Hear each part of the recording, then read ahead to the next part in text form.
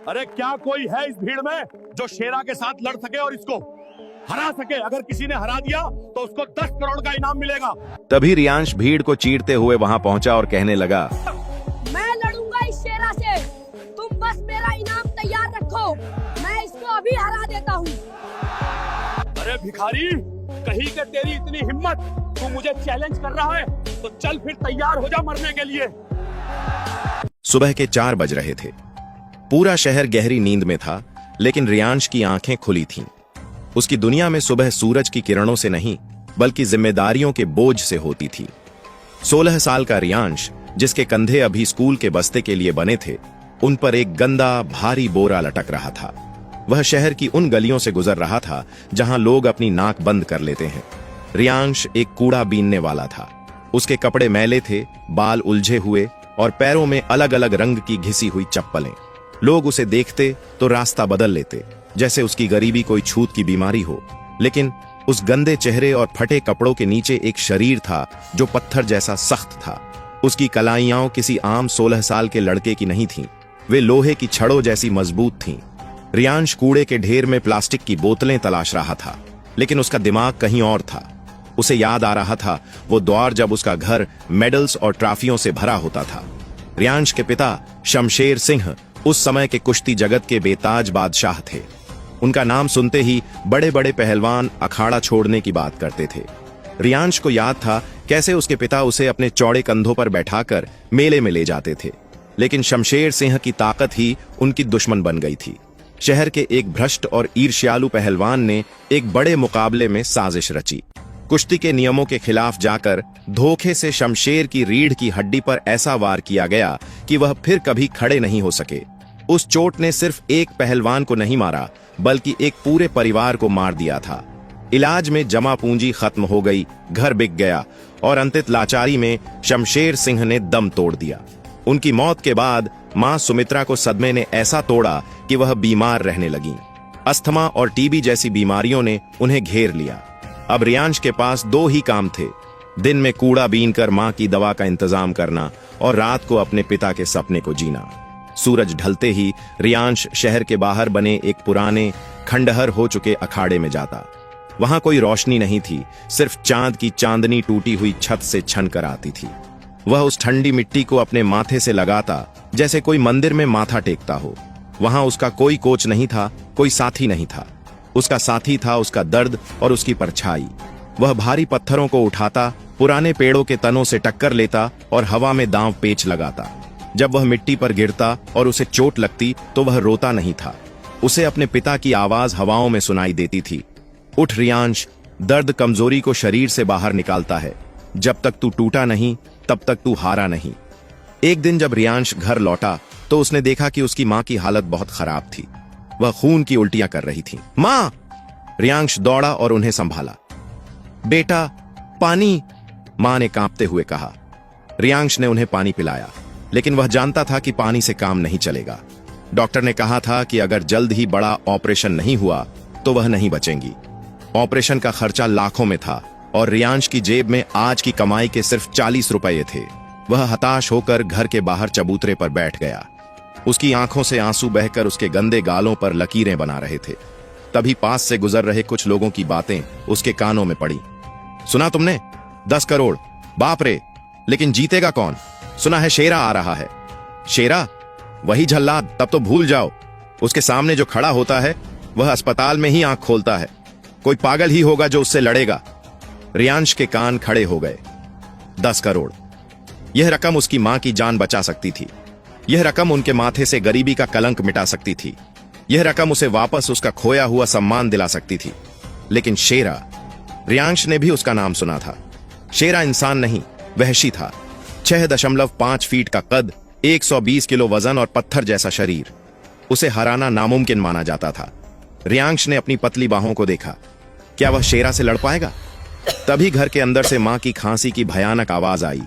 वह आवाज रियांश के दिल पर हथौड़े की तरह लगी। उसने अपनी मुट्ठियां भींच लीं।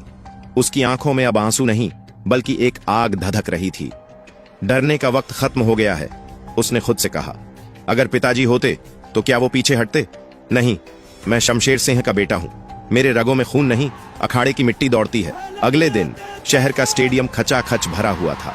हजारों की भीड़ शोर मचा रही थी। अमीरों की गाड़ियां चमक रही थीं। ढोल नगाड़े बज रहे थे। इस चकाचौंध के बीच एक लड़का, जिसके कपड़े फटे हुए थे और जिसके कंधे पर एक मैला सा थैला था, भीड़ को चीरता हुआ गेट की तरफ बढ़ रहा था। सिक्योरिटी गार्ड ने उसे रोका। ए कूड़े वाले, इधर कहां जा रहा है? ये जगह तेरे लिए नहीं है, भाग यहां से। रियांश ने अपनी नजरें ऊपर उठाई। उसकी आंखों में एक ऐसी चमक थी कि गार्ड एक पल के लिए सहम गया। मुझे अंदर जाना है, रियांश ने धीमी लेकिन भारी आवाज में कहा। मुझे लड़ना है। गार्ड जोर से हंसा। लड़ना है? किससे? भूख से? जा बेटा, कहीं और जा। तभी अंदर से अनाउंसर की आवाज गूंजी। देवियों और सज्जनों, स्वागत कीजिए अखाड़े के बादशाह अजेय योद्धा शेरा का। भीड़ का शोर आसमान छूने लगा। रियांश ने गार्ड की तरफ देखा नहीं, वह बस बैरिकेड के नीचे से निकलकर अंदर की तरफ दौड़ पड़ा। उसे रोकना अब किसी के बस की बात नहीं थी। उसे सामने मौत दिख रही थी, लेकिन उस मौत के पीछे उसकी मां की जिंदगी खड़ी थी। स्टेडियम के बीचों बीच धूल उड़ रही थी और शेरा दहाड़ रहा था। रियांश वहां खड़ा था जहां उसकी किस्मत का फैसला होने वाला था। उस मिट्टी के बीचों बीच शेरा खड़ा था, एक विशालकाय पर्वत जैसा। उसकी बाहें बरगद के पेड़ की जड़ों जैसी मोटी थीं और छाती इतनी चौड़ी कि जैसे सामने कोई दीवार खड़ी हो। उसने अभी अभी एक नामी पहलवान को हवा में ऐसे उछाला था जैसे कोई बच्चा खिलौने को फेंकता है। वह पहलवान बेहोश होकर गिरा और स्ट्रेचर पर बाहर ले जाया गया। अनाउंसर का माइक कांप रहा था। क्या कोई और है? क्या कोई माई का लाल है जो शेरा को चुनौती दे सके? इनाम 10 करोड़ रुपए हैं। 10 करोड़। पूरे स्टेडियम में सन्नाटा छा गया। बड़े बड़े पहलवान जो दूसरे शहरों से आए थे, उन्होंने अपनी नजरें झुका लीं। शेरा की क्रूरता देखकर सबकी रूह कांप गई थी। शेरा ने अखाड़े के बीच में खड़े होकर अपनी जांघ पर ताल ठोंकी और जोर से हंसा। अरे, क्या सारे मर्द मर गए इस शहर में? है कोई जो मेरे सामने खड़ा हो सके, या मैं ये इनाम बिना लड़े ही ले जाऊं? उसकी हंसी में इतना अहंकार था कि वह हवा को भी चीर रहा था। सन्नाटा इतना गहरा था कि सुई गिरने की भी आवाज सुनाई दे। तभी भीड़ के एक कोने से एक पतली और दृढ़ आवाज आई। मैं लड़ूंगा। सबकी नजरें उस आवाज की तरफ घूमी। वहां वीआईपी स्टैंड या पहलवानों के खेमे से नहीं, बल्कि आम जनता की भीड़ को चीरते हुए रियांश आगे आ रहा था। उसके कपड़े फटे हुए थे, चेहरे पर धूल और कालिख लगी थी और पैरों में वही टूटी चप्पलें थीं। भीड़ एक पल के लिए हैरान रह गई और फिर पूरा स्टेडियम हंसी के ठहाकों से गूंज उठा। अरे देखो, कूड़ा बीनने वाला आया है कुश्ती लड़ने। ऐ लड़के, ये अखाड़ा है, कबाड़ खाना नहीं। जा अपनी बोतलें बीन।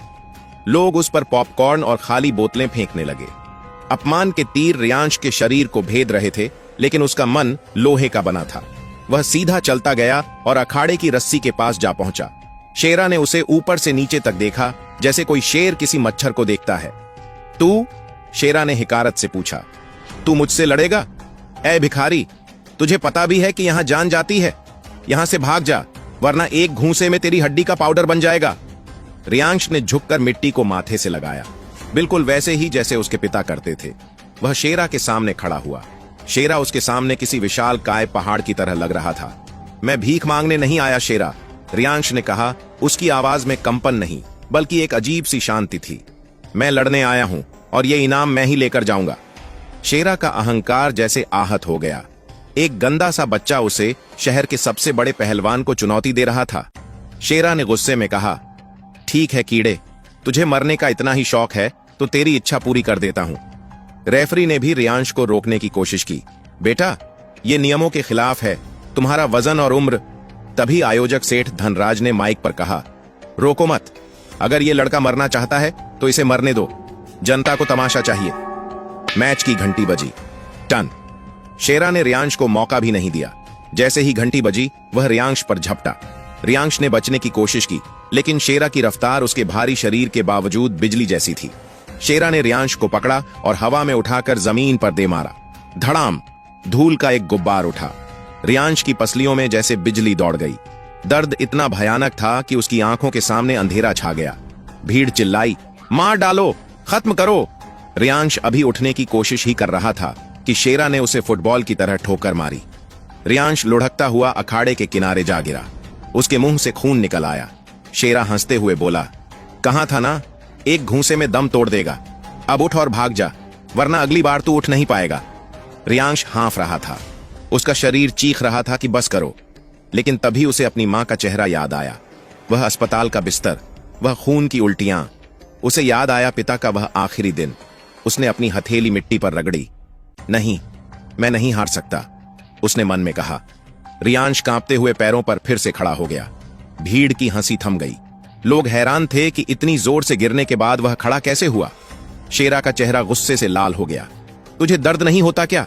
रियांश ने अपने खून से सने होठों से मुस्कुराते हुए कहा। शेरा, तूने मुझे सिर्फ मिट्टी पर पटका है। मैंने भूख सही है, मैंने बीमारी सही है, मैंने रोज लोगों की गालियां सही हैं।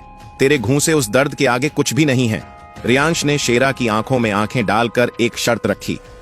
सुन शेरा, अगर तूने मुझे हरा दिया तो मैं वादा करता हूं कि आज के बाद कुश्ती का नाम नहीं लूंगा। लेकिन अगर मैं जीता तो तुझे मानना होगा कि ताकत शरीर में नहीं, जिगर में होती है। शेरा धाड़ते हुए फिर आगे बढ़ा। इस बार वह रियांश को खत्म करने के इरादे से आया था। उसने रियांश की गर्दन पकड़ ली और उसका गला दबाने लगा। रियांश के पैर हवा में झूलने लगे। उसका दम घुट रहा था। भीड़ खामोश हो गई। सबको लगा कि रियांश अब मर जाएगा, लेकिन रियांश को अखाड़े में नहीं, जीवन ने लड़ना सिखाया था। जब शेरा उसे दबा रहा था, रियांश ने अपनी ताकत से मुकाबला नहीं किया। उसने तकनीक का सहारा लिया। उसने अपने पिता की सिखाई हुई बात याद की। जब दुश्मन तुमसे बड़ा हो तो उसकी ताकत को ही उसके खिलाफ इस्तेमाल करो। रियांश ने शेरा की कलाई पर एक विशेष नस को अपने अंगूठे से दबाया। दर्द के मारे शेरा की पकड़ ढीली हुई। उसी पल रियांश ने हवा में ही अपने शरीर को मोड़ा और शेरा की गर्दन के पीछे चढ़ गया। शेरा बौखला गया। वह रियांश को झटकने के लिए इधर उधर भागने लगा, दीवारों से टकराने लगा, लेकिन रियांश किसी जिद्दी जोंक की तरह उससे चिपका रहा। रियांश का हर वार अब सटीक था। वह ताकत नहीं लगा रहा था, वह शेरा को थका रहा था। शेरा थकने लगा था। उसका भारी शरीर अब उसका दुश्मन बन रहा था। रियांश को वह मौका मिल गया जिसका उसे इंतजार था। शेरा ने गुस्से में एक जोरदार पंच मारा। रियांश झुक गया और शेरा का हाथ खाली हवा में गया। शेरा का संतुलन बिगड़ा। यही वह पल था। रियांश की आंखों में उसके पिता शमशेर सिंह की परछाई दिखाई दी। उसने शेरा के पैर को एक खास दांव में फंसाया। यह वही पुरानी चाल थी जिसे नागपाश कहते थे, जो उसके पिता ने उसे अंधेरे अखाड़े में सिखाई थी। शेरा लड़खड़ाया। एक विशाल पहाड़ हिल रहा था। भीड़ अपनी सीटों से खड़ी हो गई। क्या यह संभव है? रियांश ने अपनी बची खुची सारी ताकत बटोरी, ईश्वर और अपने पिता को याद किया और एक जोरदार हुंकार के साथ शेरा को खींच दिया। अखाड़े में समय जैसे थम गया था। शेरा का संतुलन बिगड़ा हुआ था और रियांश ने पूरी ताकत से नागपाश दांव लगा रखा था। शेरा, जिसका वजन रियांश से 3 गुना ज्यादा था, गुरुत्वाकर्षण और रियांश की सटीक तकनीक के आगे बेबस हो गया। रियांश की नसों में खून खौल रहा था। यह सिर्फ एक दांव नहीं था, यह उसके पिछले 10 सालों का संघर्ष था। उसने एक जोरदार झटके के साथ खुद को पीछे खींचा और शेरा के विशाल शरीर को हवा में लहरा दिया। धड़ाम! पूरा स्टेडियम हिल गया। आवाज ऐसी थी जैसे कोई इमारत गिर गई हो। शहर का सबसे बड़ा अजेय पहलवान शेरा पीठ के बल जमीन पर पड़ा था। रियांश ने बिना एक पल गंवाए शेरा को जकड़ लिया ताकि वह हिल न सके। रेफरी नीचे झुका और हाथ जमीन पर मारने लगा। 1। शेरा ने उठने की कोशिश की। उसकी आंखें फटी हुई थीं। उसे विश्वास नहीं हो रहा था कि वह जमीन पर है। 2। रियांश रो रहा था, दर्द से नहीं बल्कि उस जुनून से जो उसके सीने में फट रहा था। उसने अपनी पकड़ और मजबूत कर ली। ये मेरी मां के लिए है, उसने चीख कर कहा। 3। घंटी बजी। टन टन टन। पूरे स्टेडियम में एक पल के लिए मौत जैसा सन्नाटा छा गया। किसी को अपनी आंखों पर यकीन नहीं हो रहा था। वह कूड़ा बीनने वाला, वह भिखारी, वह फटे हाल लड़का जीत गया था। और फिर सन्नाटा शोर में बदल गया। ऐसा शोर जो शायद उस शहर ने पहले कभी नहीं सुना था। लोग अपनी सीटों पर कूद रहे थे, टोपियां हवा में उछाल रहे थे। जो लोग कुछ देर पहले उस पर हंस रहे थे, अब वही लोग उसकी जय जयकार कर रहे थे। रियांश, रियांश का शोर गूंजने लगा। रियांश धीरे से शेरा के ऊपर से हटा और वहीं मिट्टी पर लेट गया। उसकी छाती धौंकनी की तरह चल रही थी। उसने आसमान की तरफ देखा, जहां स्टेडियम की लाइट्स सितारों जैसी लग रही थीं। उसे लगा जैसे उन लाइट्स के बीच उसके पिता मुस्कुरा रहे हैं। शेरा अभी भी जमीन पर पड़ा हाँफ रहा था। उसका अहंकार चकनाचूर हो चुका था। वह धीरे से उठा और रियांश की तरफ देखा। उसकी आंखों में अब गुस्सा नहीं बल्कि एक अजीब सा सम्मान था। शेरा ने अपना हाथ आगे बढ़ाया। रियांश ने उसे थाम लिया। शेरा ने रियांश का हाथ हवा में ऊपर उठाया और माइक लेकर चिल्लाया, मैं हार गया। मैंने शरीर बनाया, लेकिन इस लड़के ने रूह को लोहे का बनाया है। असली विजेता ये है। तभी आयोजक और मीडिया वाले दौड़कर रियांश के पास आए। कैमरों की फ्लैश चमकने लगी।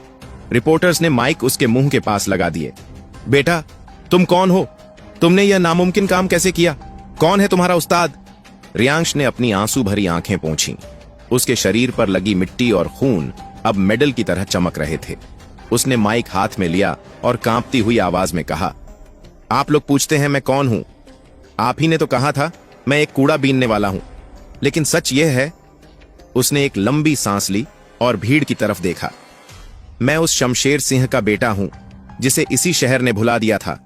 मैं उस पहलवान का खून हूं जिसने मुझे सिखाया कि कुश्ती ताकत से नहीं, नीयत से लड़ी जाती है। मैंने ये लड़ाई किसी इनाम, शोहरत या मेडल के लिए नहीं लड़ी। उसकी आवाज भारी हो गई। मेरे घर में मेरी मां मौत से लड़ रही है।